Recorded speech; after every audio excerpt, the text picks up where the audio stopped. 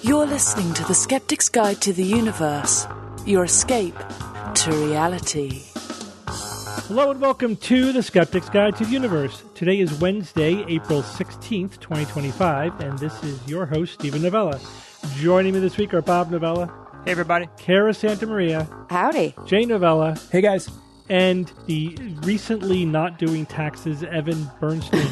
Oh, so this is what sunlight looks you like, forgot. right? April 16th is one day after tax day, so now you get a little bit of a breather, right? I know you still have like other stuff to do, but... Yeah, now we enter the second season, right, the extensions. Mm-hmm. It's fascinating because I become very immersed in the work. I mean, just the volume itself takes up all of my time. For example, I will get up at and be out of the house at 7 in the morning every morning, if not earlier.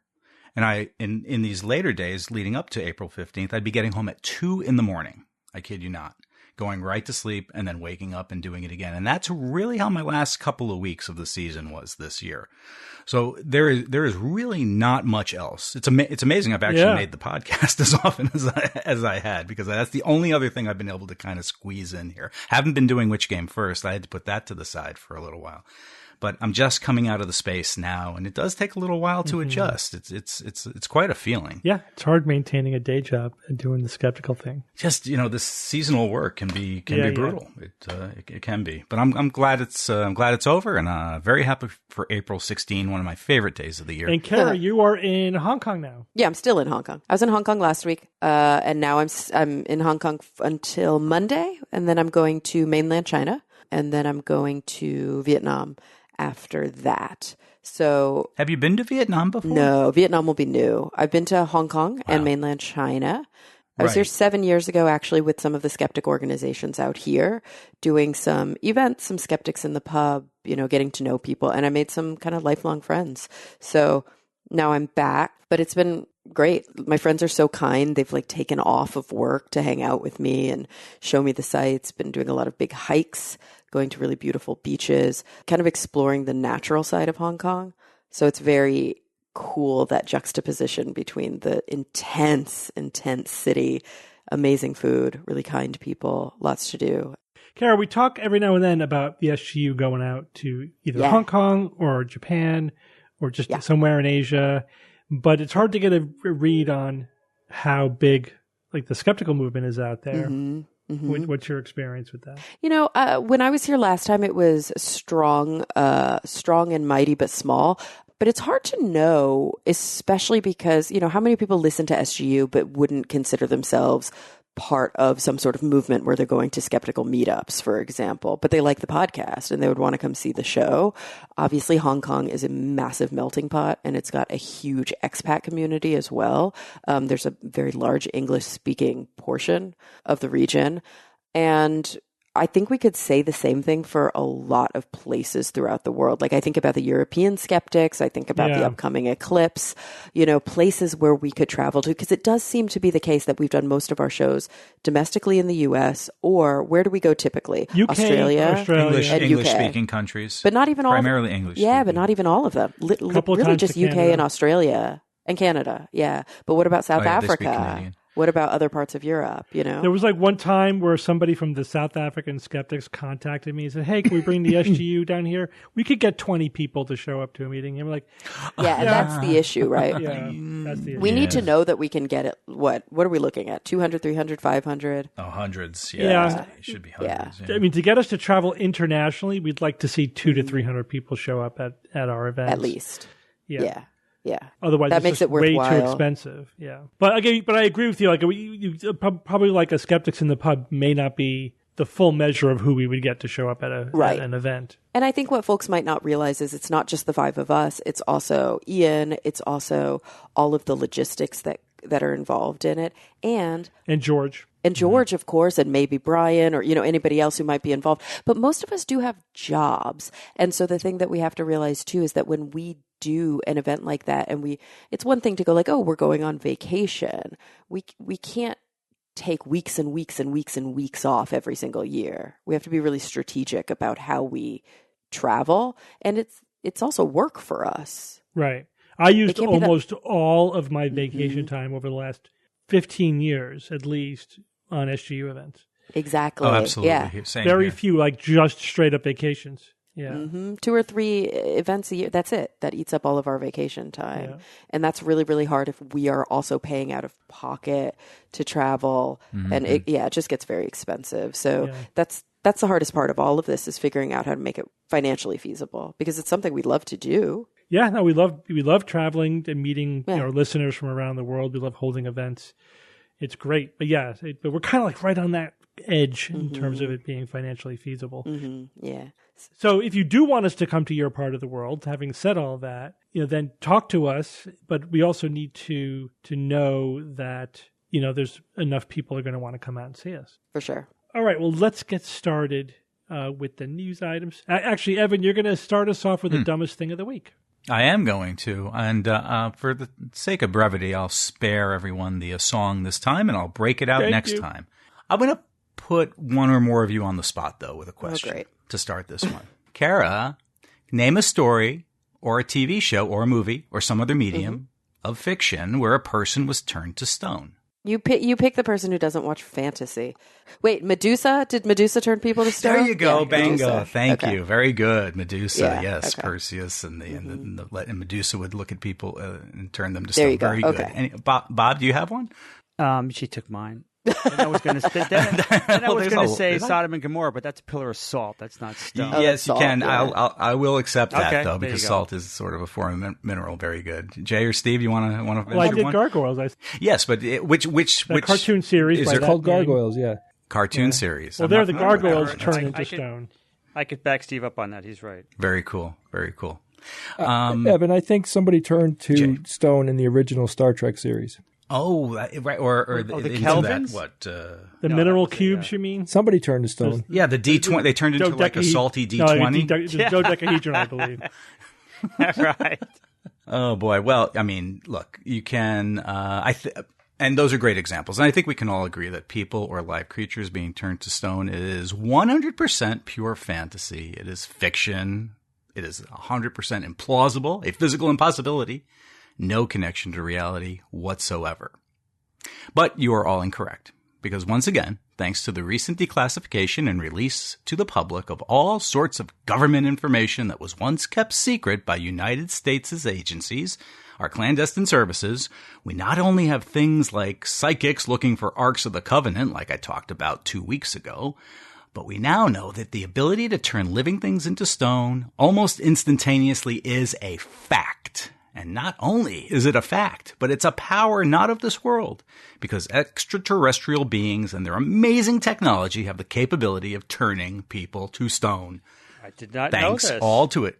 Yep. Thanks all to a declassified CIA report brought to light, in which there was one such incident reported where Russian soldiers in the 1980s fought off a UFO and got turned to stone by the aliens that they were fighting.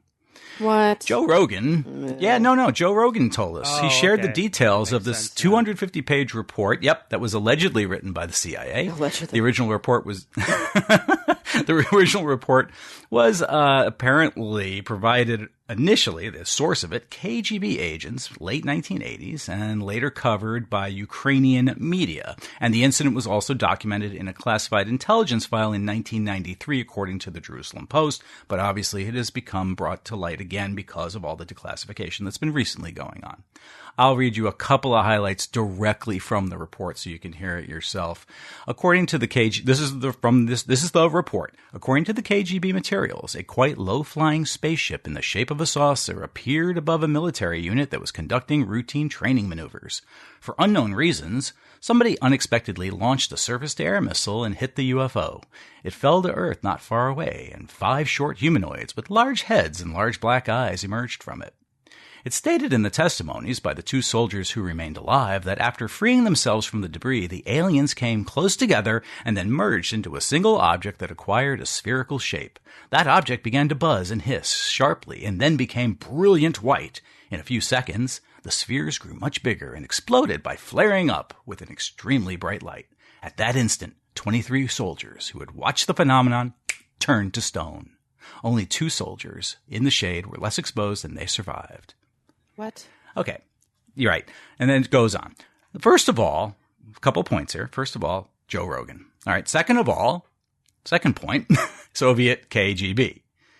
And third point, perhaps most important, a report that said something happened, therefore it is true. This reads like a children's book at best, and it's not even that good of a children's book, frankly. All you have to do is go to prior works of fiction and, forgive me, I'm not attacking religion here, but the Bible, for example, is filled to the brim with stories about metamorphosis, polymorphing, and Bob's favorite, transmogrification. Ooh. Of course. You mentioned Lot's wife, pillar of salt, but there are so many examples of things like this. And look, throughout history, these kinds of stories have been told. But here's what Joe Rogan said. Because I listened to this section of his podcast. He said, it's really interesting what's going on with these disclosures, and it's hard to know what's true and what's not true. No, Joe Rogan, it's actually not hard at all. And then he goes on to reference like the FLIR video and the Go Fast video. These are those UFO videos from captured by the pilots, the Navy pilots, as the best evidence of inexplicable UFO events. And of course, those have been pretty thoroughly debunked by Mick West and others. So there you go. You have the Joe Rogan crowd, the UFO, UAP crowd, all going, yep, this is real because of a made-up Soviet-era throwback and what was likely deliberately fabricated nonsense that wound up eventually in a CIA report. And there you have it. That is your dumbest thing of the week. Ugh. How bad is that? Really. They reported it on Fox News. That's pretty bad. All right. Thanks, Evan. Yeah. Jay, where did Earth's water come from? Well, before we get into that, Steve. The faucet. Now, guys, I'm going to ask you a question. I want you to be honest. Do you drink enough water? I try to. Who gets to determine what enough is? I will determine that. I don't drink 8-ounce glasses. Oh, that's BS. That's a myth, yeah. Yeah. Well, okay. Since that was a hard question, I don't know if you guys are even going to be able to come close to answering this one, but do you know where the Earth's water came from, or at least what the current theories are? Comets is one. Yes, comets delivered in the early, proto-Earth? During the bombardment, heavy bombardment? Yeah, there's 4 common theories that you'll hear, that one of them, comets, like icy comets that bombarded the Earth. This was about 4 billion years ago. Solar nebula capture, right? Hydrogen from the solar nebula was captured by the early Earth, and that combined with oxygen to form water. And then asteroids, scientists have theorized that, water-rich asteroids collided with the early Earth, and that's where a lot of water came from. Now, the one I always thought it was the concept of outgassing from Earth's interior. Yeah, and I think I got this from going to Walt Disney World when we were young, a lot younger, and I watched some video and it stuck with me. Oh yeah, it's a wet world after all.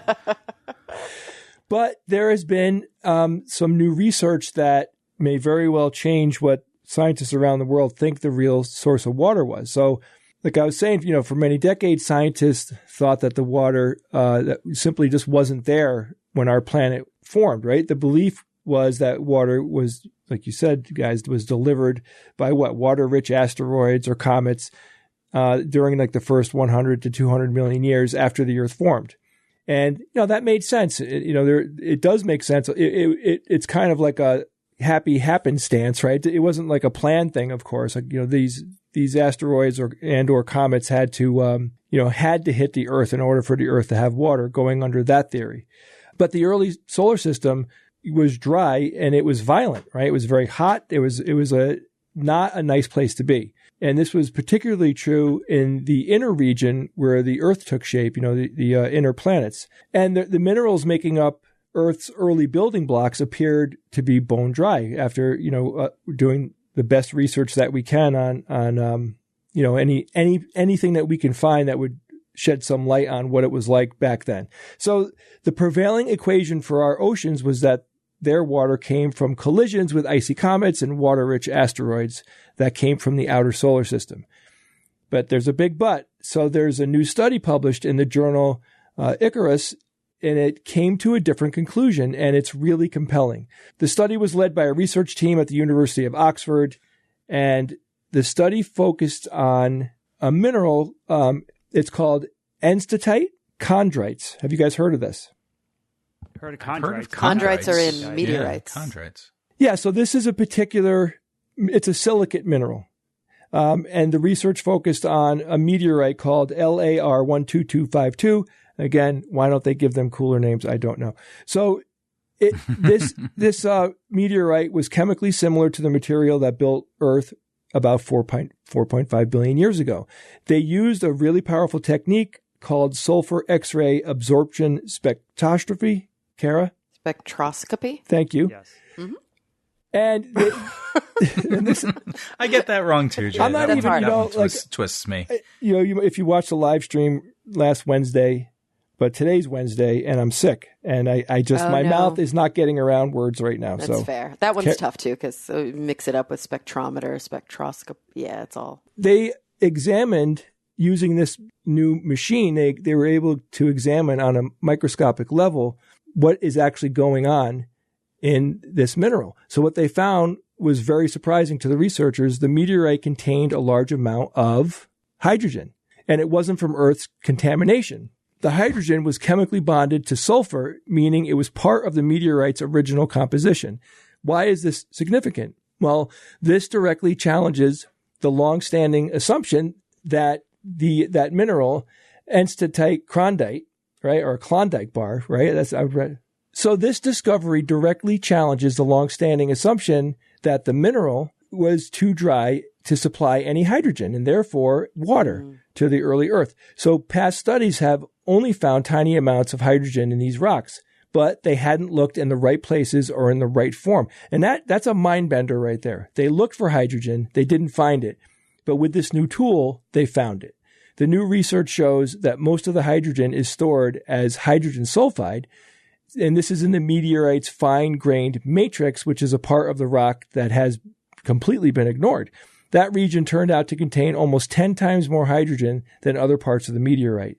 So the implications of this are astounding. Earth's primary building material, which is that mineral, contained, they had no idea that it contained that much hydrogen from the start, and it dramatically changes our understanding of the origins of Earth's water, or potentially where the origin was from. So in this model, water it is not like a galactic lucky afterthought.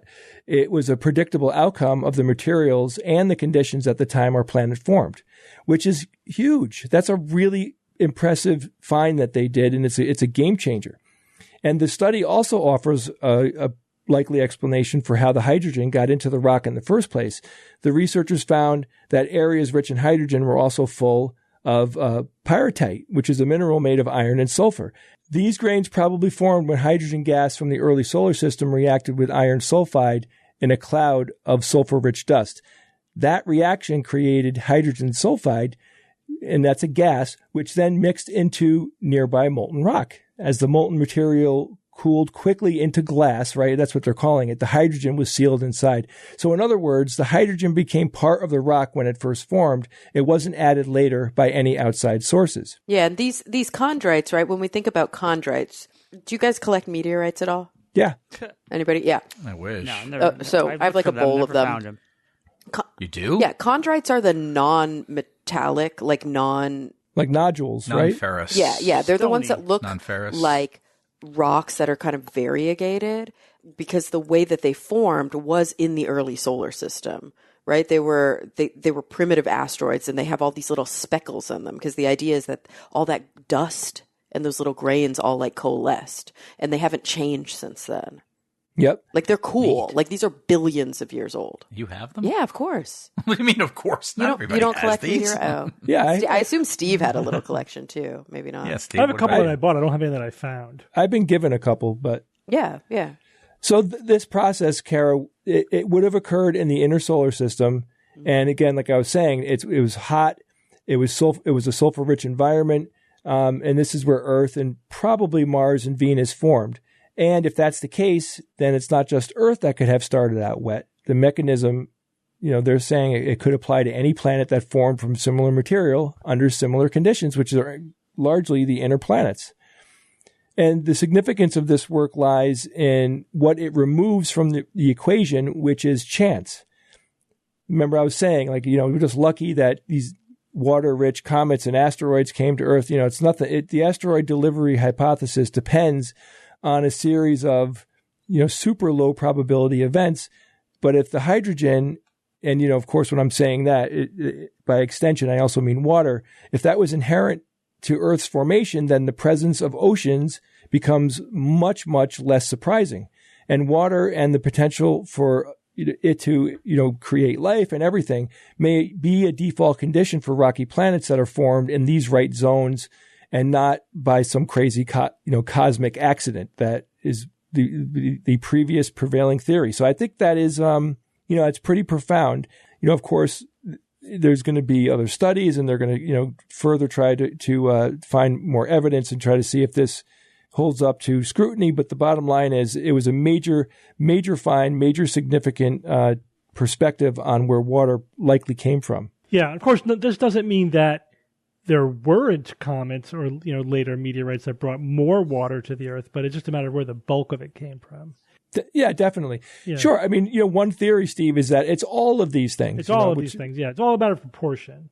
What I wanted to find out, and I could not find anything, and I went to the original study, was how much could they have calculated? Like, it seems that there's implying that there would have been enough hydrogen to make this amount of water that's on the planet. Mm-hmm. They didn't confirm or deny that, but I think that's pretty implied in the study. All right. Thanks, Jay. Kara. Yeah. So tell me, how much emissions is the United States putting out every year? Like of greenhouse gases? Nobody knows, Steve. Nobody knows. How is one to know the answer to this question except by a federal regulation, Title 40, from the Environmental Protection Agency, especially Part 98, the GHGRP, which is, let me read right here. Greenhouse. Yep. Something. Good job. More? Any more? Greenhouse gas reporting program. Ah. Yeah. Super important. Codified by Congress that required, about 8,000 facilities every year to report their emissions to the EPA, right? So we're talking a lot of data here. And specifically, emissions that are direct, so reported at the individual facility level, but also upstream suppliers. GHGRP did not include historically emissions from agriculture or lower emitting sources, like direct emissions that had annual emissions of less than 25,000 metric tons of CO2, or sinks of greenhouse gases.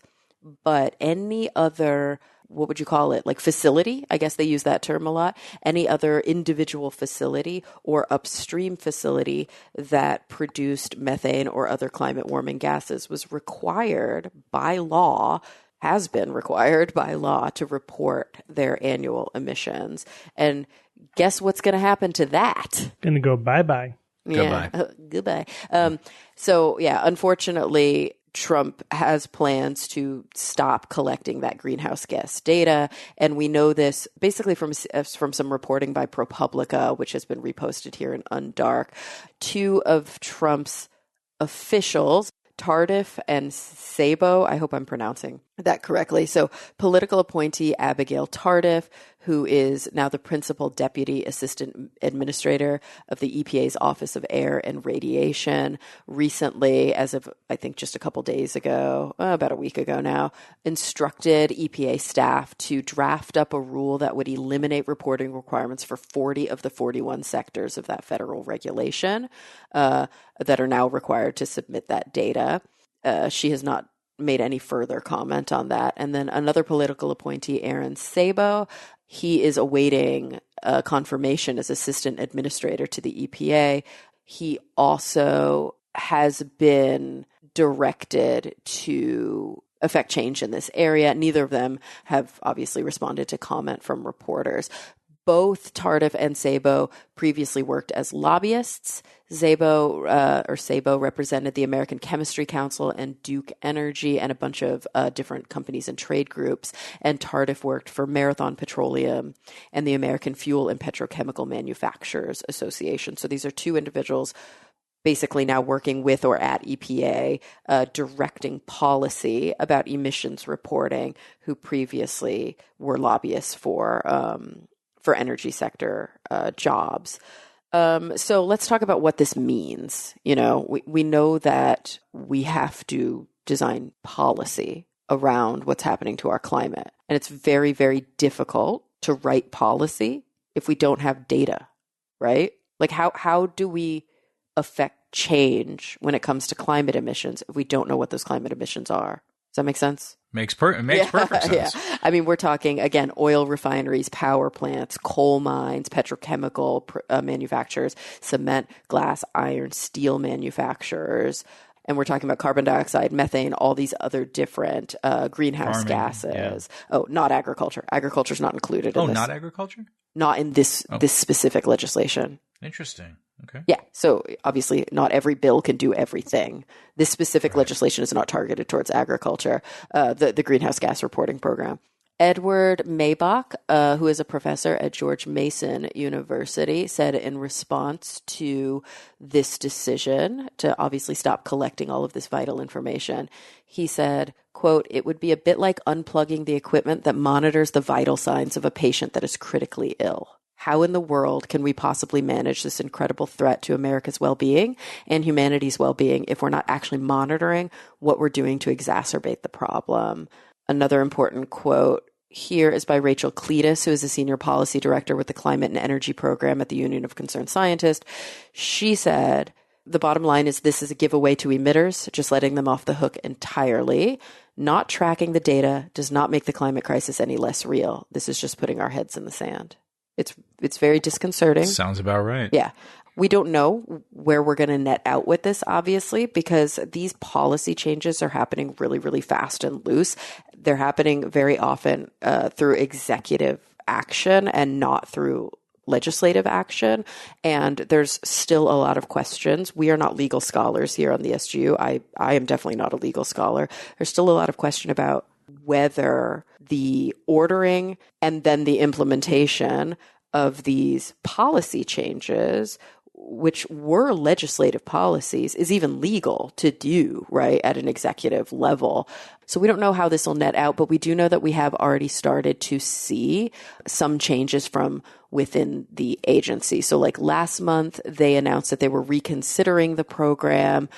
EPA on March 12th sent out this kind of like suite of bulletins, celebrated. They said that, quote, "It was the most consequential day of deregulation in U.S. history." You can read it right there on the EPA website, where Administrator Zeldin talks about all these things that they call, quote, "historic actions to power the great American comeback."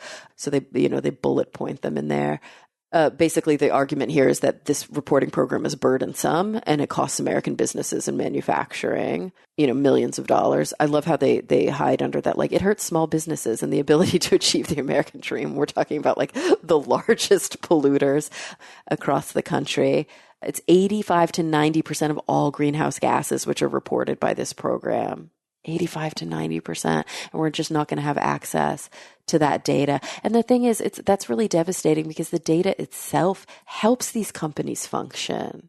It helps American businesses. They don't have to do their own, individual data collection and forecasting because they have access to federal data that's mandated, that everybody can use unfettered because our tax dollars pay for it. But now that's, not going to be the case.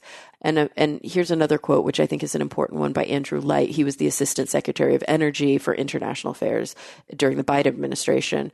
He said, "We will not get to the kinds of temperature stabilization needed to protect Americans against the worst climate impacts unless we get the cooperation of developing countries. If the United States won't even measure and report our own emissions, how in the world can we expect China, India, Indonesia, and other major growing developing countries to do the same?" So we know that when Trump first took office, the portal where companies could share their data was closed by the Trump administration and stayed closed for several weeks. So already emissions reporting has been really, really delayed. And then, through these series of bulletins, the fate of this program is not looking good. Even if these programs aren't shuttered, or if they are shuttered, let's say via executive action, but then brought back through legislative, saving, the damage is already done, right? That move fast and break things attitude actually gets what they want to get accomplished, even if later on it has to be reinstated, because when the data are lost, the data are lost. It's just faster to tear things down than it is to build Way them easier. up. Exactly. And to make it harder to report and to close down a portal, and now you can't log in and now you can't do your job. So maybe even if everything gets back online in 6 months or hell, 4 years, who knows? What do we do about that massive hiccup where the whole machine, ground to a halt? Yeah. This seems to be a pattern, though, of essentially, let's just stop collecting information. Or whatever. Exactly. In many and then maybe it won't be real. Let's just not report information. They, let's just not report COVID cases. This is like a pattern. This is not an isolated incident. While we're at it, let's delete a lot of information too. Yeah, totally. Yeah. Well, let's rewrite history. Absolutely. Yeah, this is like just control the information, limit it. Let's not research the effects of gun violence, or the effectiveness of gun safety regulation. Let's just not study it. Let's just not collect the data. Let's just not report the data. The CDC, we're not going to report measles numbers anymore. Why alarm people? This is a very disturbing pattern, because they say, information, facts, data is the beginning, right? This is a crucial thing that feeds into our ability to have science-based policy, science-based discussions. 100%. That's the point. Yeah. And it goes far beyond partisan politics. This regulation to report this climate data was a congressional regulation. This is law. This is clearly, there may have been people in the past, on certain sides of the aisle who pushed back, but this passed. This is bipartisan policy, and it's held for quite some time. This new idea of just not getting any information goes far beyond partisan politics. It's heartbreaking to see so much hard work, so much collective strategy, so much science being just dismantled in front of our eyes. Yeah. Well, if there's no objective information, then you can create whatever political narrative you wish. Mm-hmm. Right. And that substitutes for reality. Exactly. But that has never, ever been the policy of the left or the right in this country. It's never been, let's just not have information and let's fill it with vacuum. Not like this. That's what's so heartbreaking. Not like this. Yeah, exactly. That's what's so heartbreaking. Terrible. And again, I know we're trying awfully hard not to be like partisan or political on this show, but this is about data. This is about science. You know what I mean? Oh, absolutely. They're just trying to win the whole global warming thing by fiat, by just we're just not going to track data. So, right? That's what it is. And it's not specific even to global warming. No, that's the really scary thing. Yeah. This isn't political per se. I mean, it is political, but it's not partisan. Yeah. It's not a typical left-right exactly. conservative liberal issue. This is a democracy issue, really. Mm-hmm. Yeah. All right, let's move on. So let me ask you guys a question. This is totally a late night college dorm room stoner type of question. Okay, go ahead. Dude. Is my red your red? Right? Oh. I hate this question. Yeah, we've talked about this. I know. We have talked about it. Well, we did. Is this the blue dress? No. The gold dress? No. But there is a difference between subjective downstream interpretation, but no, that there are wavelengths of light that we all observe similarly because we have the same architecture. Whether you interpret red as having a specific feeling or it feels different to you, or I don't know, even like the way that you talk about red is different. But how you perceive But the red that you see is the same red that I see. Yeah, but it's ultimately an unanswerable question because we're talking about a fully subjective experience, qualia. Yeah. But I think we often forget that first half of it. But we don't. But we have deficits too, and that varies from person to person. Yeah, but those are observable. Those are demonstrable. We understand exactly how those deficits work. So there are certainly hardcore deficits like various types of color blindness that can be objectively determined. I have a red-green. I think diffusion, you call it color blindness. Yeah, it's red-green or red-green-yellow. Like there's very specific types. Like I can't see certain numbers in those little boxes of bubbles, of circles. I just can't see the numbers. Oh, yeah. So you can't determine sometimes the difference between But we're not colors. talking about that. They're just talking about, is your experience of a color the same as, or at least similar to, that probably everyone will see even I see different shades at different times depending on conditions and whatever. Even if I'm sleep deprived, things might look a little bit different to me or whatever. But basically, red always looks red, to me, my subjective experience of it. And I have no way of knowing what your subjective experience of it is. But scientists are interested in that question and trying to figure out, is there any way that we can infer what the probable answer is? There's, one way that we can argue it is to say, as you were saying, Kara, we all have the same brains. We have mammalian brains, we have human brains, and there's no reason to think that anyone's experience of something as fundamental as just color would be fundamentally different than anyone else's. Yeah. Also, another inference is, but this is again not rock solid, but there's generally agreement about blue is a common color and red is an exciting color. There's certain emotions that go along with it, but you could argue that's completely learned and completely and association. Subjective experiences. Yeah, it's just association.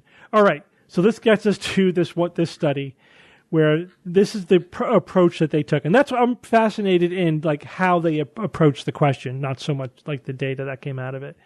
But what they did was they created a network of color associations, right? That's the framework that they created. In other words, is this color, right, showing that somebody read without labels, so they didn't communicate in labels, just is this color more similar to this color over here or that color over there? So you would show them red, pink, and green, and somebody might say, yeah, the red is closer to the pink than it is to the green. And they just keep doing that to build up this network of associations. Wait, red is closer to pink than green? Wait a second. Oh, never mind. Yeah. Oh, God, no, Bob. You had me for a third of a second. Now, what did they use as a control? I don't a cat. know. People who are colorblind. No. People who are colorblind. And they had them. So it's a negative control. People cannot tell the difference. So they went through the same process. Well, again, there's different kinds of colorblind. It's not people just seeing in black and white. They just have it's red green is the most common. Yeah, so they have a limited color palette. So the question, the hypothesis was that if we see colors the same, then neurotypical people in terms of their color vision would all build the same network of color relationships, but people who are colorblind would build a different network of color relationships. Does that make sense? And that's what they found. Yeah. That's what they found. I like it. So again, this is not ironclad, rock solid, but it is just this is what we would predict if this thing that we think is probably true were true, and that's what they found. So and that kind of makes sense, that if we're seeing colors the same way, then we would think, lavender is more like purple than it is like green or whatever. You would make those associations would be the same as well, even when they're discrete frequencies, right? They are different frequencies. They are different mixtures of your cones, right? So you could, if people saw colors differently, you could experience completely different relationships among those colors too. You don't have to, but you could. So at least this is consistent with the conclusion that people see color the same way. All right, that's encouraging. Yeah, it's a new little wrinkle in this sort of old, again, kind of like college dorm room question. It's a good idea, though. I like the way they approached it. Like you said, it was a cool idea. Yeah, that was the point. All right, that was just a quick one for me this week. Oh boy, holy crap. Bob, tell us about the evolution of complex life. Jesus, you're done? I was just settling in. What? You're done? That was it. Jesus. Bob, I cede my time to you, Bob. I yield my time. Yeah, I might need it. Okay. All right. All right, guys, this was fun. The iconic tree of life may be changing near its root. A recent discovery could force the topmost domains of all life, bacteria, archaea, eukarya, to reduce down to just 2 domains, maybe. Which domains survive intact, and what did they know? What did they discover? This is from the journal Cell. The name of the study is Microtubules in Asgard Archaea. Settle in, people. And there will be a quiz. Pay attention. I've been especially interested in this iconic tree of life and microorganisms ever since I read Stephen Jay Gould's book, Full House, The Spread of Excellence from Plato to Darwin. Wonderful book, especially when narrated by Ephraim Zimbalist Jr. What a wonderful voice that guy has. No spoilers, please. Yeah. So he described there, and initially he describes the old 5-kingdom classification of life. Remember this, guys? Oh, yeah. Plants, I learned animals, that when I was like fungi, 10 years fungi, old. protists, and monera. I remember those guys. Now, the Sure. plants, animals, and fungi, we know those. Protista. Protists are a group of all the eukaryotes that are not fungi, animals, or plants. So protozoans, slime molds, stuff like that. Then Monera, it's kind of a weird, I haven't heard that word in a while, but Monera was like a catch-all category that grouped single-celled organisms, bacteria and archaea together, prokaryotic cells. So that's what that was. So many of us grew up with those classifications, and yes, we are slowly dying off. So they were the top dogs, right? All life on Earth fit under one of those 5 kingdoms. Maybe not beautifully neatly, but they fit in there somewhere. To quote the Animatrix, and for a time, it was good. And then microbiology. Oh, I just love that damn. All right, and then microbiology happened. This elucidated the hidden genetic relationships between organisms with unprecedented accuracy. And we learned that 5 kingdoms just didn't cut it anymore. They did not properly reflect Earth's evolutionary history and the diversity of life.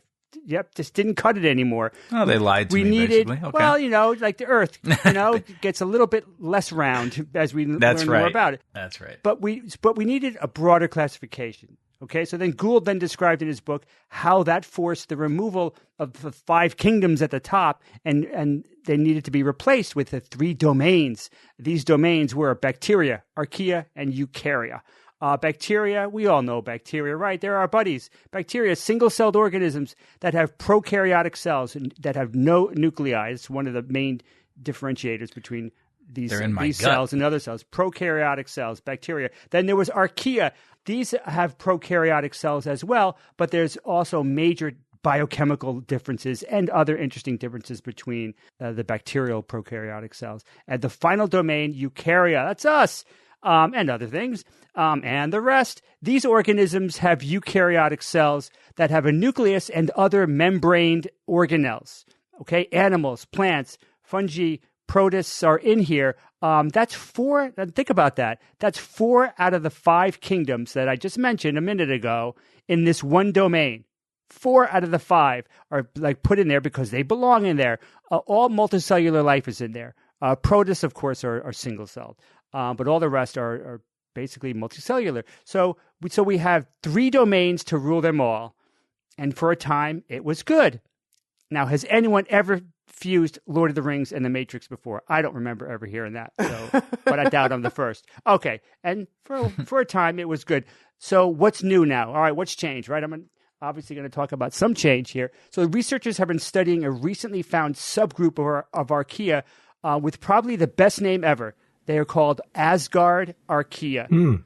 I just loved it. Here we go. Marvel. The nanosecond I heard Asgard archaea, I loved it. So that was basically, one website described it as a superphylum of archaea. Now, they use that name, as you know, from Norse mythology because they found it near a formation in a mid-Atlantic ridge called Loki's Castle.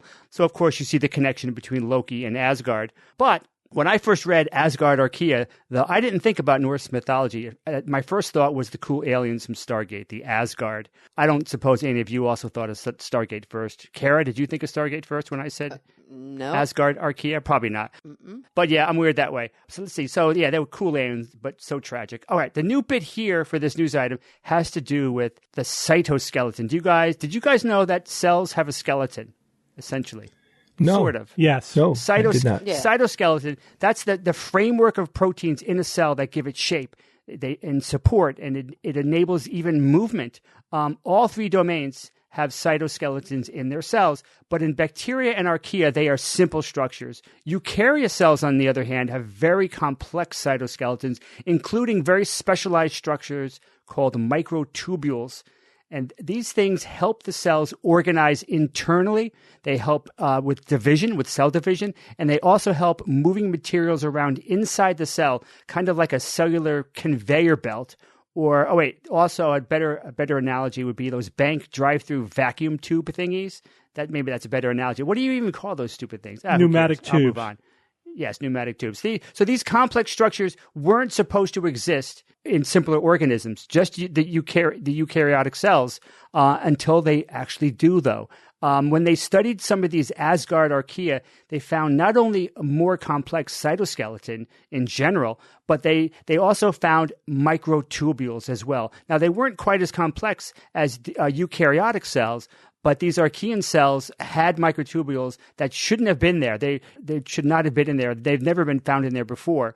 And even in other Archean cells, they never saw microtubules before. Now, the researchers' takeaway is that there appears to be less of a distinction between archaea and eukarya, which then, of course, suggests that perhaps the eukaryotic cytoskeleton evolved directly from archaea ancestors. You got that? So you don't have these three domains branching out separately, but you have, well, I'll continue. We'll get to that point.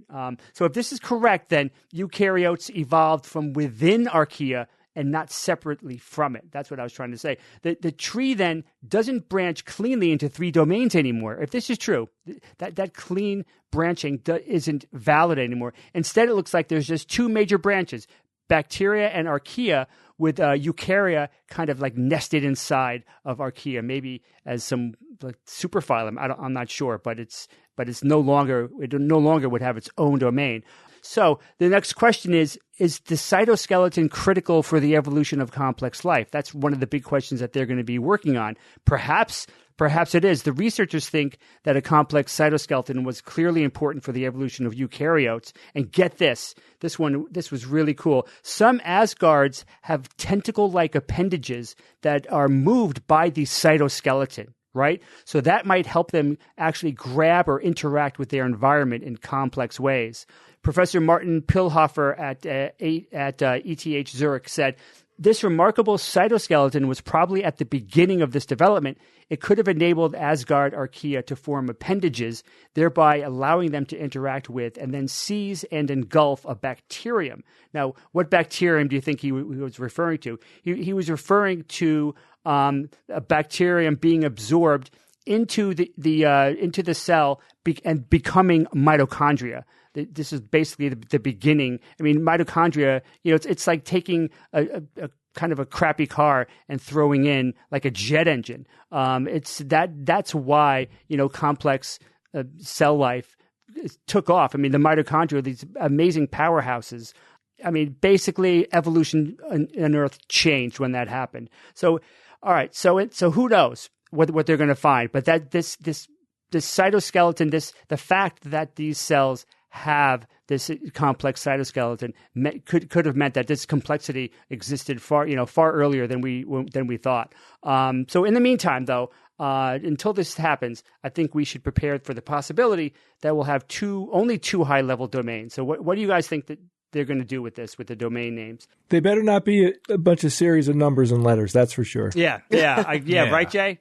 4.357. So what I think they're going to do is, I think they're just going to be boring, and it's going to be like, okay, it's the two top level domains now are bacteria and archaea, because and eukarya will just be kind of underneath archaea, and that'll be probably what they're going to do, right? Because that makes sense. But I think they should fuse. It does make sense. But I think they should fuse the archaea designation with the eukarya and call it archaea. But they'll never do that because that's way too interesting. So either way, stay tuned for a potentially interesting minor tweak to our family tree, and who knows when that's going to happen. But it could, if this pans out, the two domains could go from 3 to 2. In a few years, who knows if it's really going to happen? But this looks pretty solid with this study that I read. So we'll see what happens. And it's weird to think that we are archaea, basically.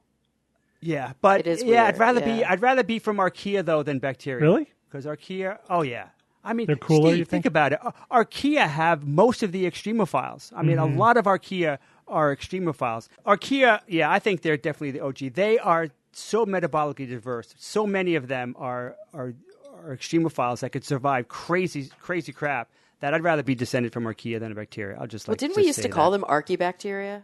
Yeah, we used to think that they were basically, like I said earlier, they were Yeah, 'cause Monera, they right? look like bacteria and archaea. They were single-celled. They were prokaryotic. They're so close. They've got to be basically the same thing. But once microbiology took off, and they're like, "Holy crap! Look at the biochemistry of this damn single cell." They deserve their own domain. They're not going anywhere. All right, thanks, Bob. All right, Evan, tell us about Crow's mad math skills. Yes, I am going to do that. To prepare for this particular news item, here's what I plugged into Chat GPT. What was the monkey versus birds debate about on the Skeptics Guide to the Universe podcast? You want to hear the answer? What it came up with? How great is this?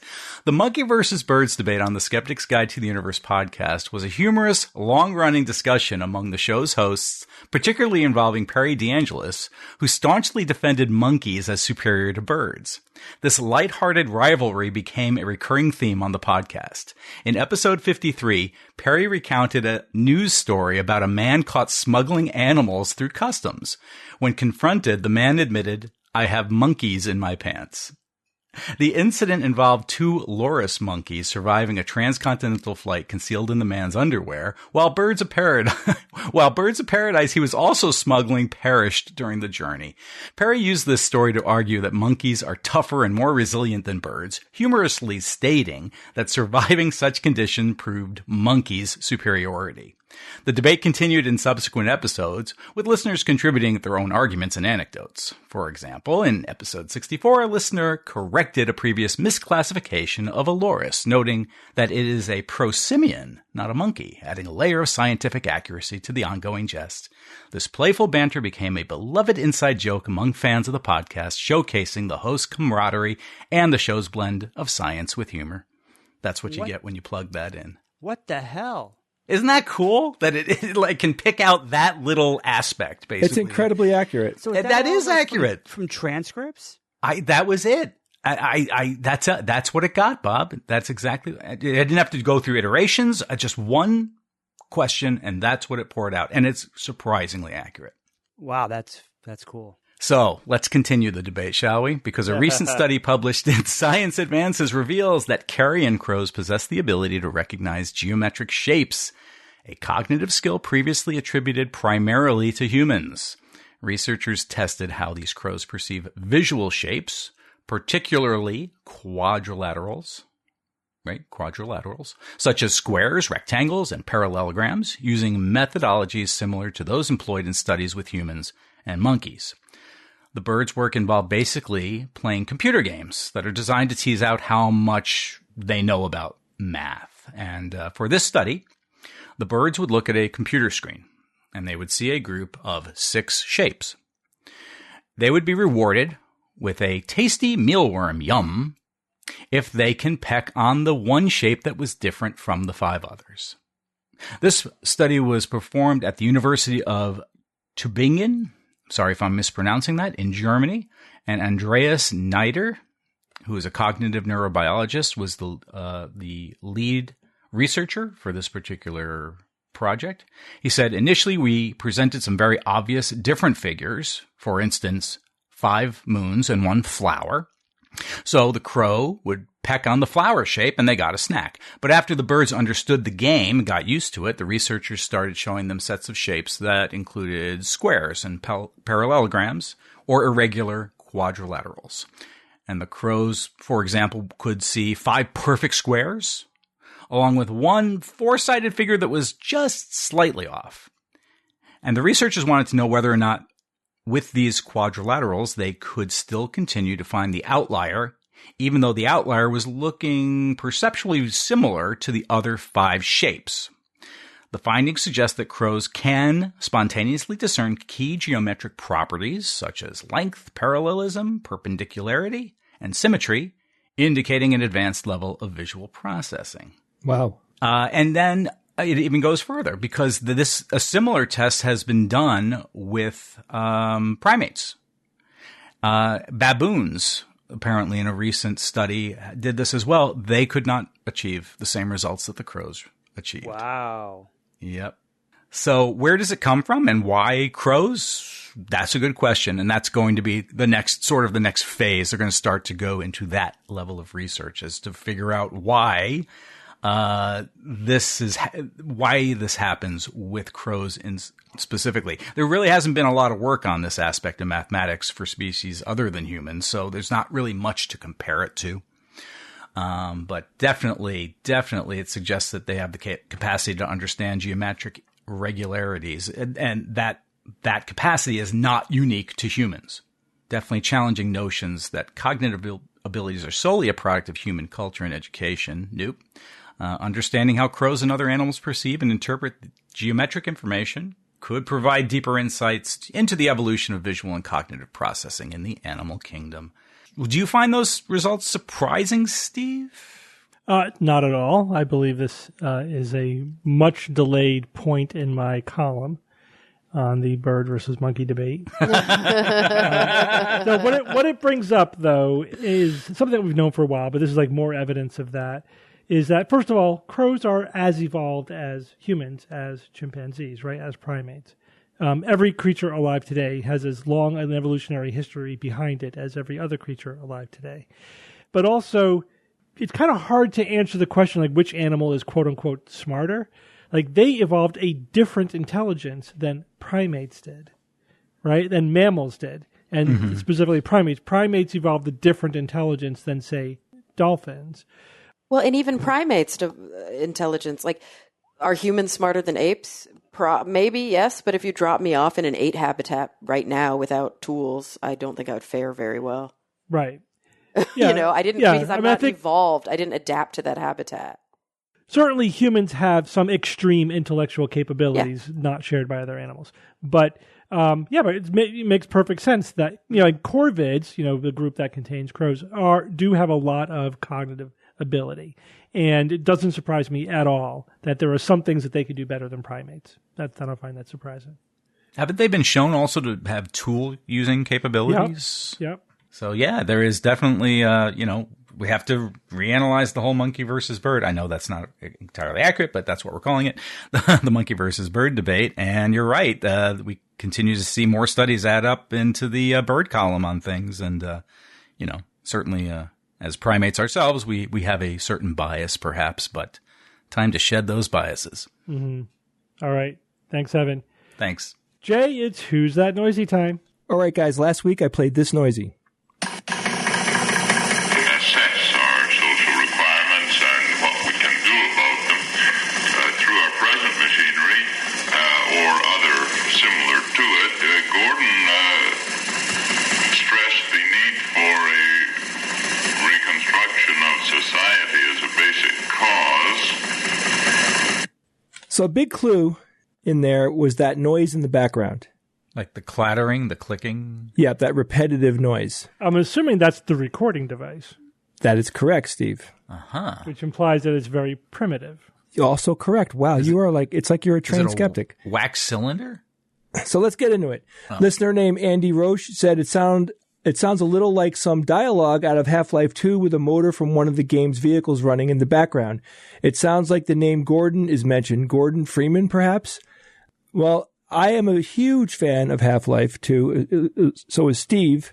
And I'm ashamed to tell you that is not from Half-Life, but that was a cool reference you brought to us. Thank you.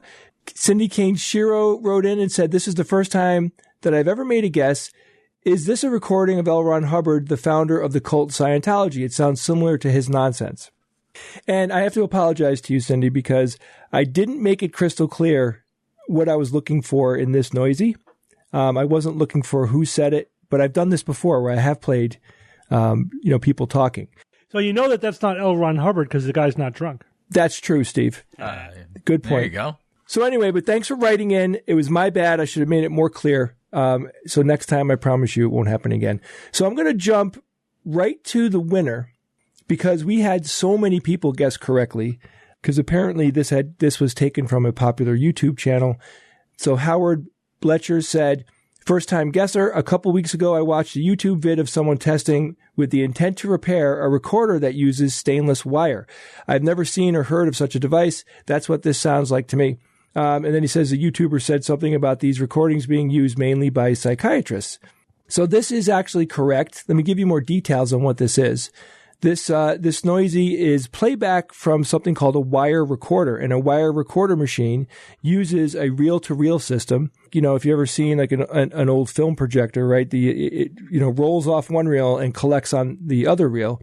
The wire is made of steel. It's very thin. It looked to me about the thickness of a human hair, and the sound information is stored on the wire magnetically.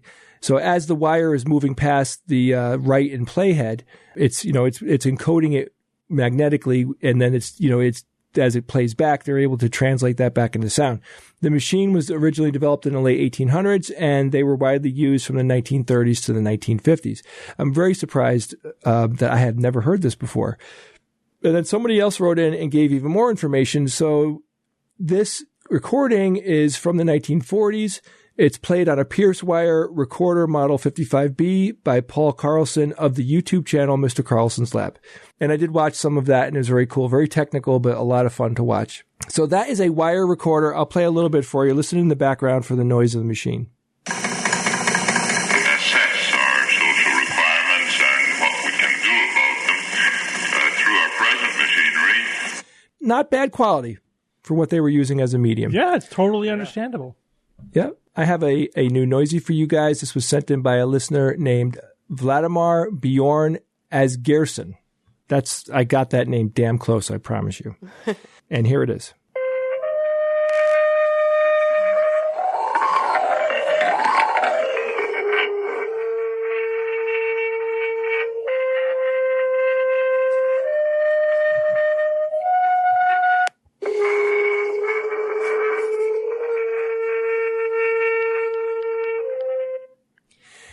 Pretty strange and eerie sounding. If you think you know what this week's noisy is, you can email me at WTN@theskepticsguide.org. And don't forget, if you heard something cool this week, you can also send that to me at WTN@theskepticsguide.org.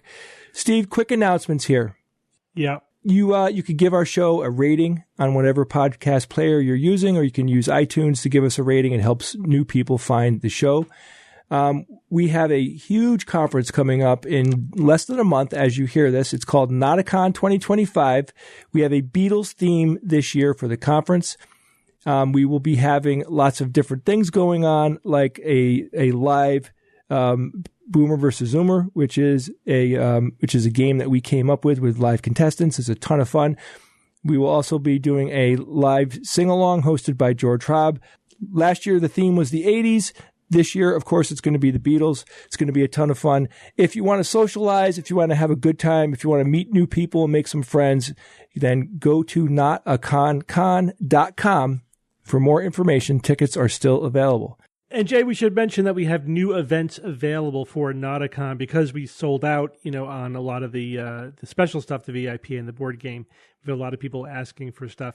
We added 2 separate ticketed events, 1 hour private SGU recordings on Friday over the lunch period and Saturday over the lunch period. These are separate 1 hour ticketed events. So check that out. Those are now active on the website. Guys, we are coming to Kansas in September of this year. This is happening in mid-September. You can go to theskepticsguide.org, and on the homepage, we have buttons there for the extravaganza that we'll be doing in Kansas, and also for an SGU private show, which we will also be doing in Kansas. We should be, I think, about 40 minutes outside of Kansas City in a town called Lawrence, which I hear is a really, really fun town. It's a college town. So if you're interested, please join us. Go check out our website. Thank you, Jay. A couple emails. Let's see if we can get to both of them. The first one comes from Nathan, who writes, been a fan of the show for a number of years and now have enjoyed learning and engaging in the community and the ideas discussed each week. I was hoping to ask your opinions on how skepticism can inform the way we view certain industries and institutions when individuals can cause conflict within core ideologies. The example I'm thinking of is how to view Tesla in the current political landscape. For background, I'm in the market for a new car to replace one that's recently hit end of life, and I was hoping to get something electric. This is driven both by the impressive technology and the reduced emissions and costs, especially attractive in my state where our power is almost entirely hydro. The Tesla Model 3 is in my price range and is by all accounts a fantastic car with sound engineering behind it. I come unstuck through grappling with what I believe is a logical environmental financial choice. The crinkle, though, is the ties to Musk, who I would have picked as my skeptical jackass of the year. This goes back to my original subject matter of whether we can separate art from the artist in the technological and political landscapes. For consideration, how much of current Tesla is driven by Elon, and how much does that matter if the product at the end is still efficient, safe, reliable, and just well designed? How should we, as skeptics or individuals, be tackling these decisions, and should this weigh in strongly to the final decision? Interested in your thoughts. So what do you guys think? Is it reasonable to boycott Tesla? I think we could say categorically, right, that any kind of violence or vandalism is not justified and shouldn't be done, and we condemn that, right? But of course, yeah. But because just in case there's any confusion about that, but certainly your purchasing decision is a type of political speech. 100%. And absolutely, yeah. And not just monetarily. I mean, it is monetarily because you're monetarily supporting something, but it's also, you have to accept the fact that if you drive around in this car, you are making a statement. Yeah, I mean, I think partly, but the problem there is a lot of people like me bought their Teslas years ago. That's why they put the stickers on the back. I know you have to have the sticker, but that's kind of silly. Disclaimer sticker. So, all right. So this is my personal take on it. So first of all, I get the notion of separating the art from the artist, and you have to do that to some degree. I don't care about the political opinions or whatever of everyone singer. driving a Volkswagen, everyone driving an Audi. What are you going to do? Say this was Hitler's idea or something? I mean, come on. You got to separate. Or even just like you have an actor or a musician or whatever who has questionable behavior or beliefs or whatever. You can get lost in the weeds there. Yeah, but don't say you can't, because some I'm not saying you can't. I'm saying it becomes silly at some point, in my opinion. But sure, but that line is different for everybody. I agree. And just because it can become silly, like I agree. What I said to him is like, I don't think the separating art from the artist applies here. And again, you can choose to do that, but it's a choice. And also, this isn't just art; it's a I know this is a consumer good. This is a big purchase, not just like buying a loaf of bread. This is a 35,000, whatever, 40,000, even more purchase. It's big, and it is absolutely speech, and it can. It is one of the few levers we have to affect the world, at the current time, and so. What I wrote back to him was, I don't think that you can hide behind the notion of separating art from the artist here, because you are making a statement, you are making a political decision.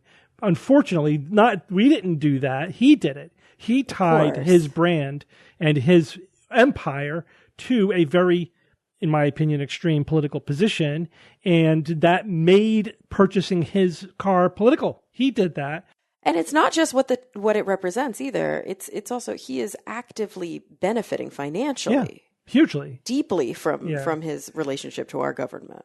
I said, listen, no shame, but you have to make whatever decision you think is best for you, with your eyes open. Like, I just wouldn't hide behind this notion of, well, you separate the art from the artist. Like, well, you choose to do that when you think it's not that important, but you can't really, I think, in this case. You are making a decision. And you may still decide to get the Tesla because you think that the benefits outweigh the downside politically, whatever. That's a personal choice you are making. Don't hide from it. I said, for me personally, I don't know that I could do it. I'm in the market for an EV right now, and I love my Tesla that we bought, whatever it was, 5-6 years ago. But I would have a hard time doing it now because it's just given what he has done.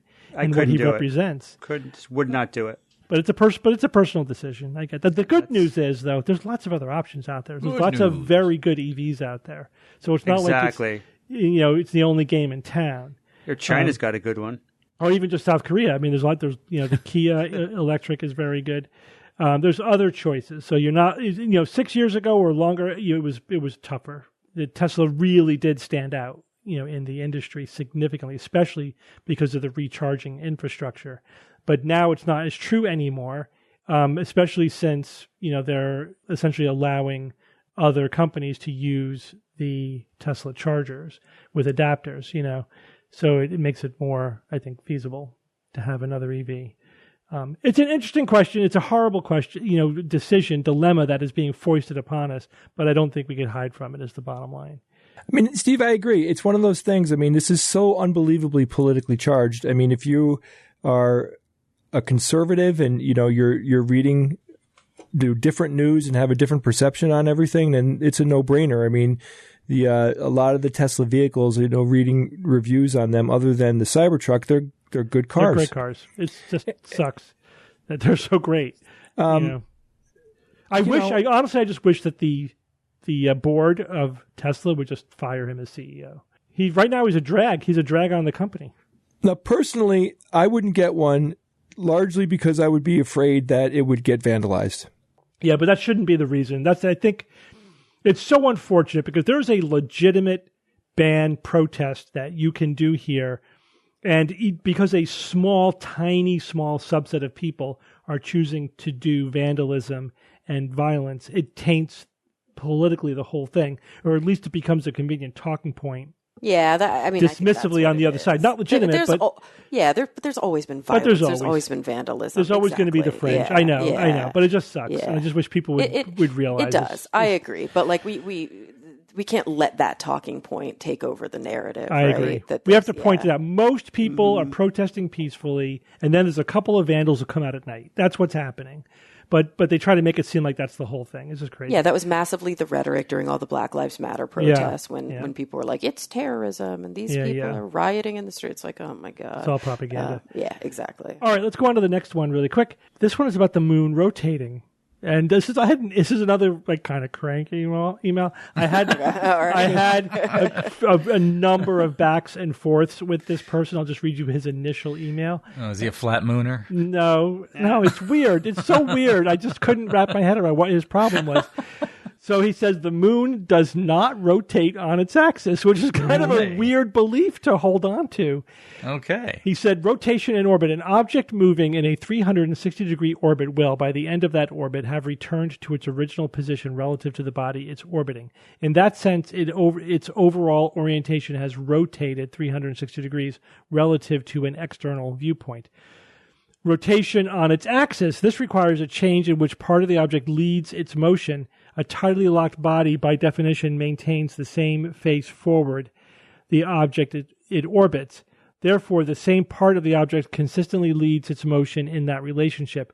The 1-to-1 orbital period to rotational period of tidally locked moons, like our moon and 20 plus others, is a consequence of their orbit and the gravitational forces involved.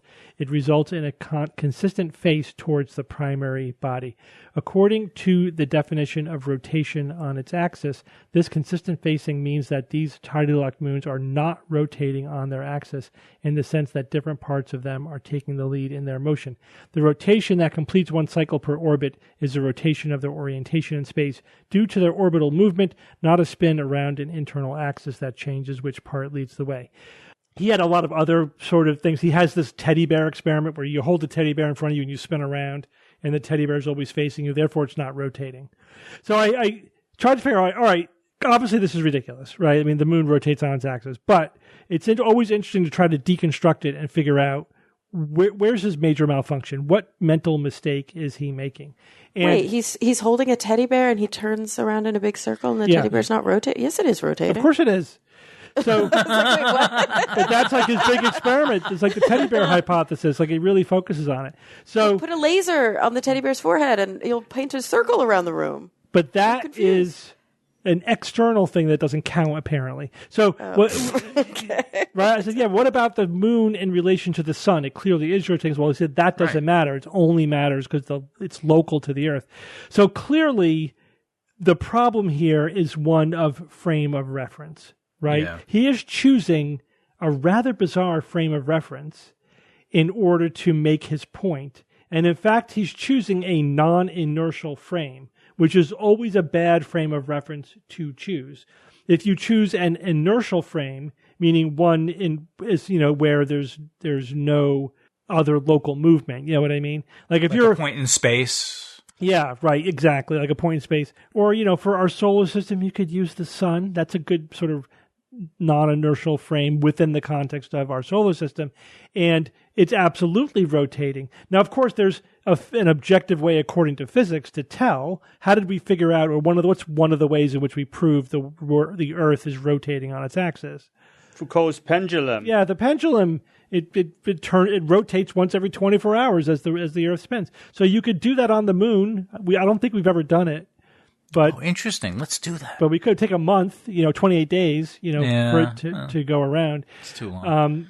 I don't think anyone's constructed such a pendulum on the moon, but that'd be interesting to do that. But the question is, would it rotate around? And the answer is definitely yes, it would. And so by definition, objectively, it is rotating, and you can't just choose some bizarre frame of reference to argue that it isn't. But he's just so mentally locked into this, I couldn't break him out of it. Anyway, very interesting. He was staring into the teddy bear eyes too much, I guess, as he spins around. But the teddy bear is not moving. But again, he just thinks that, like, everyone else is wrong. Again, it always comes down to, like, the people who are acting like cranks, is there's always that element of, I'm right and everyone else is wrong.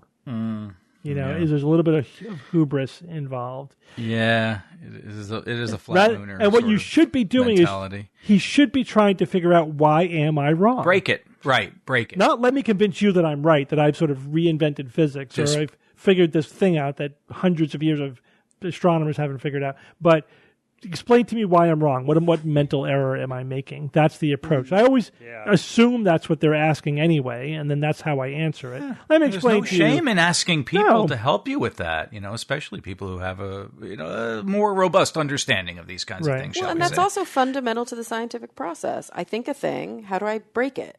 Right, that's how I remember the guys who discovered that faster than light neutrinos.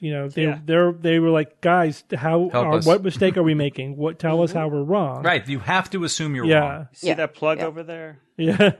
That cable over there. I think you should double check. That's a healthy way of approaching it. Yeah, I know. I end up spending a lot of time on, like, my response TikTok videos, like, built into every one is like, this could be solved with just a tiny little itty bitty bit of humility on your part would fix this issue that you're having of thinking that you figured something out that the world got wrong.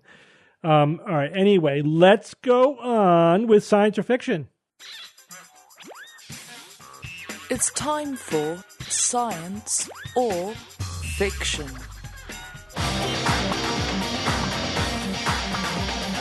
Each week I come up with 3 science news items or facts, 2 real and 1 fake. Except this week I have facts and there are 4 of them. Now these all have the theme. The theme is extinct genomes. Okay? And the preface to all of them are, we have fully sequenced nuclear genomes from the following extinct animals. Right? So I'm going to list you 4 animals, 3 of which we have sequenced the nuclear genomes for, and 1 we do not. You have to tell me which one is not true. Okay. Got it? Okay. All right. Here we go. Item number 1, the dodo, famous extinct bird of the Mauritius Island. 2, the bluebuck, a blue antelope, and the first large African mammal to go extinct in modern times. Item number 3, the giant moa, both North Island and South Island dinornis species of New Zealand. And item number 4, Denisovans, a close relative of humans and Neanderthals. Evan, to celebrate tax season being over, you get to go first. This is crazy, Steve. I've heard of dodos. I've heard of the giant moa. I have definitely heard of Denisovans. A bluebuck? I've never heard of that. So I'm kind of biased in my own head, like thinking, okay, well, didn't hear a bluebuck, so maybe that's the one that's the fiction. At the same time, my gosh, the genome sequence for the Denisovans, that seems whoa. Really? The whole thing? That seems extreme. Like, wouldn't that be difficult? Isn't that enormous? So I'm having multiple issues here with this. It ultimately just comes down to a guess, though. why? Which one? Why? I want to say Denisovans as the fiction because I think that would seem to be the obvious one of these four.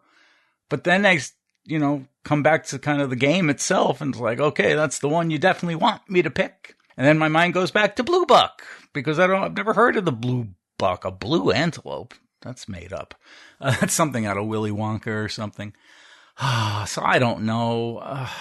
I'll say the giant moa for no particular reason, Steve. It is strictly a guess. This is really puzzling me. Okay. Bob? I think maybe the Denisovans are meant to be like, ooh, no, can't be that. But they didn't go extinct that long ago. Something about the moa, I think that I don't know when they went extinct, but I think it was quite, longer than you would think. So I'm not huge. Yeah, I'm not. You've seen pictures of those, right? The drawings. Yeah, oh yeah. Oh, gosh. I'm not sure about any of these, but I'm going to go with the moa. Okay, Kara. I just don't agree with the guys. I don't think. I barely agree with myself. Well, you probably can't tell us this late, but the Denisovans went extinct like tens of thousands, maybe hundreds of thousands of years ago. These other things went extinct like a few hundred years ago, right? Like we probably have. I thought the moas were. Like I said, I don't. Yeah, this is something that Kara I think has to handle on her own. Yeah, maybe, but like I think that these things did not go extinct. They were modern. They were contemporary. I know Denisovans were also contemporaneous with modern humans, but we're talking ancient modern humans. I think that these things were around during like big civilizations. So it just feels like we probably have museum specimens of these other three organisms that we could extract whole DNA from, whereas the Denisovan DNA is going to be from like fossils. And that's why it just seems less likely. Granted, there's probably more of a push, like because humans are egocentric, and we would love to have a full sequence of a hominid species. But I think that's way more work. And so maybe we did it, and maybe we just haven't gotten around to one of the other ones. But in terms of what's most feasible, I think the Denisovans would be the least feasible to sequence. So I've got to say that's the fiction. I happen to agree and with you. Jay. Yeah. Yeah, I agree with Kara. I mean, I think of all of these, I've never heard of the blue buck before either. I mean, I would think, because I've heard the term Denisovans before, and I have a very, very vague feeling about how old it is. And I think they're very, very, they existed a long time ago. So I'm just going to go with Kara on that. Good. So we have a nice even split. Yeah. So let's start with the first one, the dodo, since you guys all agree upon this. The dodo, famous extinct bird of the Mauritius Island. Do we have the fully sequenced nuclear genome of this creature? So just for some details, why do I say qualify it as nuclear genome?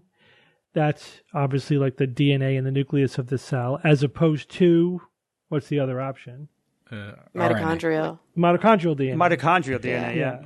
But with mitochondrial DNA, you wouldn't be able to reconstruct an organism. No, but it's really good for figuring out branch evolutionary relationships. Yeah, it's great for evolution. It's great for forensics. It's great for all those things, like understanding. So that's why sometimes we do that. Sometimes like there are lots of creatures where we've sequenced the mitochondrial DNA specifically so that we could tell its evolutionary relationships.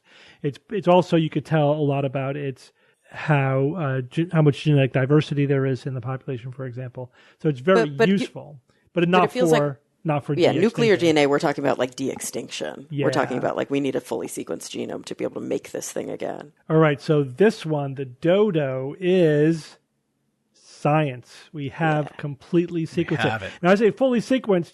That means some creatures we have, for example, we have a partial like genome of a lot of creatures, but it has to get to a certain, saying like fully sequenced doesn't mean that we know 100% about it. It just means that they have the whole genome, but there still may be some, it's like the question is how many errors are there? It doesn't mean error free. Let me just put it that way. Saying that we have fully sequenced the genome doesn't mean that it's highly detailed and error free. So there's different quality, different resolution, but you still count as being fully sequenced if you basically have the full genome. Does that make sense? Mm-hmm. But this was that same company who did the dire wolf, right? That's it. This is the same company. Yeah. This is the Colossal Biosciences. They did that. Yeah. All right, you guys also agree on the blue buck, a blue antelope, and the first large African mammal to go extinct in modern times. You Never guys heard of it. all think this one is science, and this one is Fiction. Science. This is also science. Very cool. Okay. Yeah, I've known about the blue buck for a long time, just because I'm interested in extinct large mammal fauna and stuff like that. And it's some of the artists' drawings of it, and also we have some skins, I think, still intact from it. Beautiful, beautiful antelope. These gorgeous curved horns, this blue tinted coat, kind of a large antelope, and it was hunted for its fur, for its coat, to extinction. About 200 years ago. Yeah, so it's been extinct for about 200 years. Did they have any of the coats? We have any of the coats left? That's the thing we do. So that's where we got the DNA from. Well, at least we got the coats. Did it maintain its blueness over all that time? So we have they got DNA from 25 different fossils, and so that was that improves the ability to get sequencing. Although there was one that was really high quality, that is most of the sequencing was done from this one well preserved genome. So we got lucky with this one fossil. Without that one, we wouldn't have been able to do it, basically, from what I understand. So. Yeah, so that's nice. So that's absolutely, I think, should be on the short list for de-extinction if we're going to do that, because first of all, it's not a predator or anything. It's an antelope. Its ecosystem is there. We can just reintroduce it, just another antelope, and it's gorgeous. So and it went extinct because of people, right? So those were kind of my criteria for why you should be on the short list. So dodo, blue buck, definitely should bring them back. Okay, I guess we'll keep going in order. The giant moa, both North Island and South Island dinornis species of New Zealand. Evan, you kind of were bouncing back and forth between blue buck and Denisovans, and you just suddenly jumped over to the giant moa. Yes. For no reason. Right. We saw some giant moa skeletons when we were in New Zealand. It went extinct relatively rapidly between 1380 and 1440, so it has to be at least about 500, 600 years old. It's not that long. Oh, I thought they were a lot older. Okay. Yeah. No.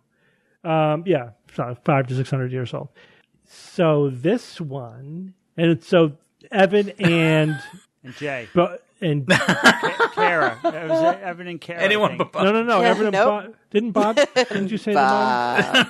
Yes, he's pulling your leg. Fucking with you. Yeah. So Evan and Bob said the giant moa. And again, it has to, for this to be true, we need to have both species in the genus Dinornis, both the North Island giant moa and the South Island. That's right. Double your chance here. And this one is the fiction. Whoa! We do not. Total guess. Yeah, I knew it, dude. I didn't doubt it for a second. We do not have the complete genome of either of them, of either the North Island or the South Island. Now, we do have the complete genome of the little bush moa, which is a different genus, Anomalopteryx. Doesn't count. It doesn't count. That's why I threw in the genus just to be 100%, because there is another moa that we do have the genome for. But it's a different genus. Anomalopterus didiformis. Anomalopterus? Yeah. It's Anomaly. It's the little bush moa. Apparently it was about the size of a turkey. So not the big boys, like the... not the 12-footers, the Dinornis, right? Yeah. But we do have the complete genome for that guy, but not the other two. So that is the fiction. So that means that we do have a complete sequenced nuclear genome of the Denisovans. How? We also have it for the Neanderthals. Now, the reason why I chose Denisovans over Neanderthals is because I thought everybody knew that we have completely sequenced the Neanderthal. And I thought you might think, but I don't know if they did the Denisovans, but we have. Yeah, and we had a fossil specimen that yielded up a DNA sample sufficient to do a high, pretty good resolution sequencing of the Denisovans. And we have been able to, as a result, do a pretty genome-wide comparison between Neanderthals, humans, and Denisovans. And that was how they were able to determine that the genetic diversity within the Denisovans lies outside of the range of the genetic diversity within the Neanderthals, and it is a different species by those criteria. So that's how we know that, because they were able to sequence the genome. Wow. Oh, cool. Yeah. I mean, they went extinct, only 50,000 years ago? So that's what I thought. 30,000? Yeah, well, I think more. But no, it's 30,000. I'm telling you, I'm not guessing. It's 30,000. I just looked it up. So did I. Between 30 and 50,000 years. Yeah, this source says around 50,000 years ago. You're right. I'm seeing here on Wikipedia 25,000 years. Okay, yeah. So there's a range. Wasn't... Then this one says 40,000. Yeah, they're all over. Yeah, so let's say 30 to 50,000 years ago is when they went extinct. We'll have to do a deeper dive to see if there's more tighter consensus there. But yeah, around there. And again, I think the Neanderthal was talking 35,000 was the number I have in my head for when they went extinct. It's around that same time. Still seems kind of impressive. That's very impressive. That's they did a lot of work to do that. Yeah, thousands of years is impressive. And they must have had a lot of specimens. Now, that doesn't mean that the DNA is of sufficient quality that you could use it to make a clone. Right. That takes really high quality DNA. And if it's too degraded, even if we could say we have a complete genome, quote unquote complete, there might be too many errors and whatever for it to function for cloning purposes. But it could be used for genetic engineering purposes, although I don't think anyone's going to do that. I mean, that's, no one's going to make try to de-extinct Neanderthals or Denisovans or Homo erectus, things like that. That would be crazy unethical, I think. No, you're nuts. How cool would that be? I mean, come on. I have a hard time seeing ethical approval for that. That doesn't mean that doesn't mean it won't happen. It won't happen sometime in the future when the technology becomes, proliferates and everybody. Right, press this button. Yeah, really, basically. But I suspect there'll be laws against that sort of thing. Laws are made to be obeyed at all times. Obeyed, yes, followed. Yes, please, obey the laws. And debated. All right, well, good job, Evan and Bob. Yeah, Scott. Got a little lucky. Surprise. Nice work, boys. Kara and I, we're not angry. We're not going to hold a grudge. We know you cheated. Yeah, right. We know you threw a dart at a dartboard for that one. Evan's like, I don't know anything. Number 2. No. Saturn was rising in Taurus, so the luck of it was emanated down to me. Bob literally tried to do a confused Steve at the last second. Yes, the old shell game kind of thing. Where's the P? Okay, move it around. Was it here? Is it there? Do the old Jedi mind trick on me. Don't matter. Still got to win. I have a little bit of sad news before I give the quote, Steve. Mm-hmm. Oh. Who died? We have to announce the passing of Wink Martindale. Yeah, I saw that. Wait a second. He lived a long time, man. Bob, I know you cite him more than anyone else on the SGU. Yeah, I didn't know. Actually, I didn't even know he was still alive. So yeah, I'll be honest with you. How old was he? 91. 91. Good for him. whoa. Yeah. Yeah. So Wink Martindale, just for context, is, and I think we've done this on the show a number of times. Whenever someone asks you to guess a name, there's a few just funny sounding names, or really non sequitur, whimsical sounding names that we throw out there. Right. So, and Joey Bag of Donuts. Joey Bag of Donuts. Wink Martindale is one of them. This is one of our go-to fake guesses when people say, asking for a name. Because, Wink Martindale, I mean, it's a great name. It's just a great name. It is. It is so TV game show host. I know, absolutely. And he was 91? 91. Wow. I can't believe I just Googled it because I saw a quote. Sorry, this is going to feel a little bit like a non sequitur, but I saw a quote from David Attenborough because he's doing a new show. And he said something like, in my nearly 100 years on this earth. And I was like, wait, what? And I just Googled it. And David Attenborough is 98. Yeah. Wow. Gosh. Yeah, Wow. oh, yeah, absolutely. And still working regularly. For their entire childhood, my daughters didn't know that Wink Martindale was a real person. Yeah, that's See, it's a novella thing, right? It's true. It's because, I guess he was in his prime so long ago. Yeah. We don't In the hear about 70s, him now. Yeah. It's definitely a 70s throwback thing. Yeah. So our love and respect for the entire Martindale family. Mm-hmm. All right, the quote this week. The ease with which we believe things that flatter us or confirm our prejudices should always be suspect. The wise words of Christopher Hitchens. Mm-hmm. Yo, man. Yeah. Very pithy. Love it. Definitely. Yep. Oh, yeah. Always pithy, and little gems from him are wonderful. Be most suspicious of beliefs that either flatter you or confirm what you want to believe. Mm-hmm. Absolutely. Yes. Enjoy 100%. Them for a few moments, but then... That's right. Enjoy the dopamine release, but then get to work. Again, 'cause we all know people who just jump on anything that supports what they want to believe. That's it. That's an ironclad fact. Yeah, if it's in their worldview, we know some people hook, line, and sinker. But everyone does it to some degree. But there are people at one end of the spectrum. Your goal should be to be at the other end of the spectrum, to be I don't want to say something, especially if it is right in my sweet spot and supports something I want to be true.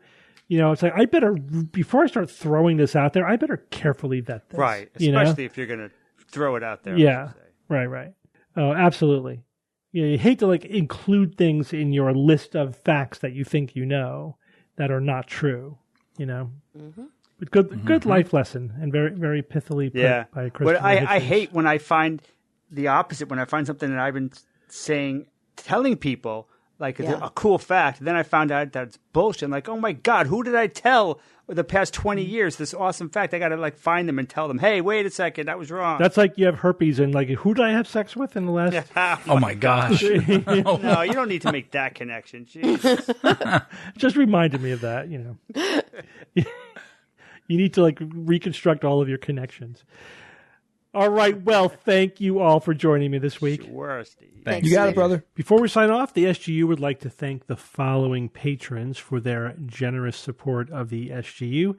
Parrish, Lee, Casey, Justin, Howard, Jonathan, Silly Tuna, Frizzo, Mary, Jake, David, Michael, Kevin, Steve, Jeffrey, Suzanne, Diane, Ben, Tina, Sionitis, Strong, AP, David, Jim, Dan, Douglas, Albert, Simon, Eli, Whitney, Wesley, Eric, Adrian, Wayne, Heather, Franklin, Gosplan, Joe, Steve, Marcel, Joe, Truth, Morgan, Jason, George, Jeremy, Ken, DJ, Stefan, Wolf, Olivia, Kevin, Oak, Werner, Jeff, Charlie, Tyler, and Mark.